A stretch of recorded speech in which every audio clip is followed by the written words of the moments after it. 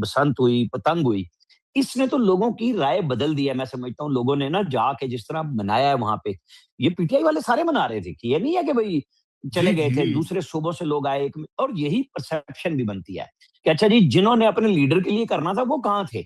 वो भी पतंग उड़ा रहे थे।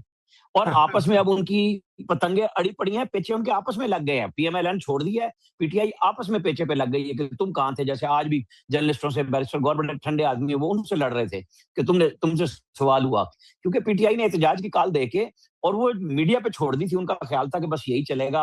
अब उनका गुस्सा, उनके यूट्यूबर्स का गुस्सा भी पंजाब गवर्नमेंट पे बड़ा है। मुझे समझ आ रही है क्योंकि उनकी ना सारी कोशिशें रायगा गई, लोगों ने जिस तरीके से उनकी सबकी राय को मुस्तरद करके लाहौर में वो रंग जमाया, जिसको मैं तो देख के आया थोड़ा-सा, लेकिन हमने मुसलसल सोशल मीडिया पे देखा कि वो जी। अब ना खत्म हो गई थी बात कि सियासत क्या है। लोग कह रहे थे कि यार ये भी तो हमारा हिस्सा है ना, हमें हमारे फेस्टिवल वापस दें, हमें कल्चर वापस दें। तो बिल्कुल। ये चीज़ें और अल्लाह का शुक्र है कि कोई ऐसा हादसा नहीं हुआ, जिससे ये सब कुछ जो हम बात कर रहे थे गड़बड़ में बदल जाती।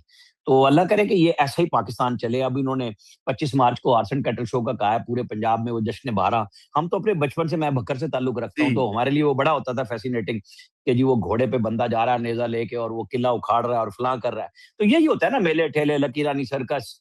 तो हर जगह पे ये हर तरह से होती है। हमने उन सब चीज़ों को मफकूद कर दिया था सियासत पे लाके, लाशों पे, बिल्कुल। दहशतगर्दी पे, खत्म।